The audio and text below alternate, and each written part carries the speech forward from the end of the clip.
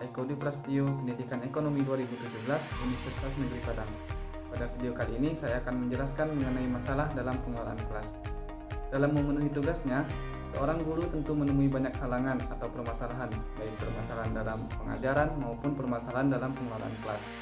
Jadi, seorang guru harus mampu membedakan antara kedua permasalahan tersebut dan mampu mencarikan solusi yang tepat untuk menyelesaikan permasalahan dalam kelas tersebut.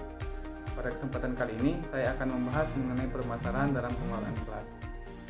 Jadi, ada dua jenis permasalahan dalam pengelolaan kelas, yaitu masalah individu dan juga masalah kelompok.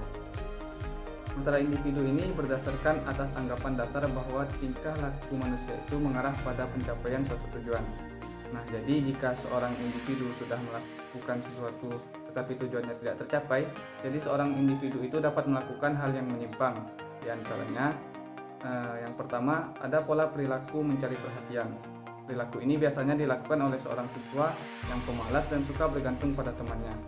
Hal-hal yang dilakukan biasanya adalah suka pamer, memalak, membuat onar, suka memperlihatkan tingkah laku yang aneh, dan tukang rewel. Nah, yang kedua, ada pola perilaku menunjukkan kekuatan atau kekuasaan. Biasanya siswa yang melakukan perilaku seperti ini adalah siswa yang keras kepala dan siswa yang pemalas.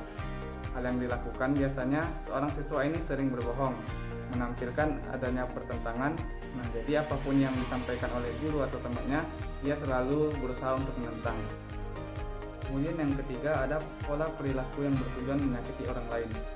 Nah, misalnya menyakiti orang lain ini seperti mengata-ngatai, memukul, menggigit, dan sebagainya. Kemudian yang keempat, ada pola perilaku menampakkan ketidakmampuan, yaitu perilaku yang menolak untuk mencoba melakukan apapun karena yakin bahwa hanya kegagalanlah yang menjadi bagiannya. Nah, adapun permasalahan kedua, yaitu adalah permasalahan kelompok. Nah, permasalahan kelompok ini juga dibagi menjadi dua macam.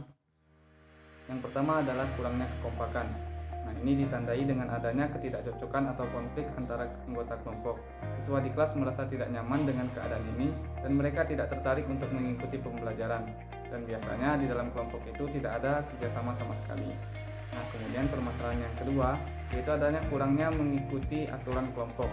Jadi di dalam kelas itu tidak ada saling mengikuti aturan antar kelompok. Jadi di situ siswa berbuat seenaknya sendiri, hingga di dalam kelas itu kondisinya semakin kacau. Misalnya antara teman mereka saling mengganggu, mereka bersuara keras-keras, berteriak, atau membuat kegaduhan. Untuk dapat mengatasi permasalahan dalam pengelolaan kelas secara efektif, guru harus memperhatikan 3 hal. Yang pertama, mengenali secara tepat berbagai jenis masalah pengelolaan kelas, baik secara individu maupun secara kelompok.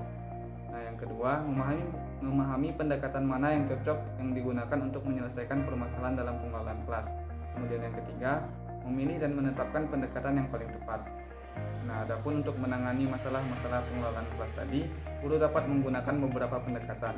Pendekatan yang pertama, yaitu pendekatan anjuran atau larangan. Nah, ini untuk guru sendiri. Jadi, yang pertama yang dapat dilakukan, jangan menegur siswa di hadapan kawan-kawannya. Kemudian jangan menggunakan nada suara yang tinggi di dalam memberi peringatan. Guru dapat bersikap tegas dan adil terhadap semua siswa. Jangan pilih kasih, buktikan terlebih dahulu siswa itu bersalah sebelum memberikan hukuman. Dan yang terakhir, patuhilah aturan-aturan yang telah kita tetapkan. Nah, adapun pendekatan yang kedua adalah pendekatan penguatan tingkah laku. Nah, jadi jika tingkah laku tertentu diberi ganjaran, maka tingkah laku itu cenderung diteruskan. Tingkah laku yang diperkuat adalah yang positif dengan ganjaran agar perbuatan itu diteruskan. Sedangkan yang negatif dengan ganjaran yang bersifat mengurangi atau meniadakan perangsang kenegatifan itu. Adapun pendekatan yang ketiga adalah pendekatan iklim sosio-emosional. Nah, pendekatan ini dibangun atas dasar pandangan bahwa pengelolaan kelas yang efektif merupakan fungsi hubungan baik antara guru dengan siswa dan siswa dengan siswa. Hubungan guru siswa terutama sekali dipengaruhi oleh yang pertama, keterbukaan atau sikap tidak pura-pura. Kemudian yang kedua, penerimaan dan kepercayaan guru terhadap siswa, dan yang ketiga adalah simpati guru terhadap siswa-siswanya. Adapun pendekatan yang terakhir yaitu pendekatan proses kelompok. Nah, jadi dalam pendekatan ini peranan guru adalah mengembangkan dan mempertahankan keeratan hubungan antar siswa, semangat produktivitas dan berorientasi pada tujuan kelompok. Bila guru menangani tingkah laku yang menyimpang melalui pendekatan ini, tujuannya adalah untuk membantu kelompok itu bertanggung jawab atas perbuatan anggota-anggotanya. Nah, mungkin sekian penjelasan dari saya mengenai masalah pengelolaan kelas. Terima kasih. Assalamualaikum warahmatullahi wabarakatuh.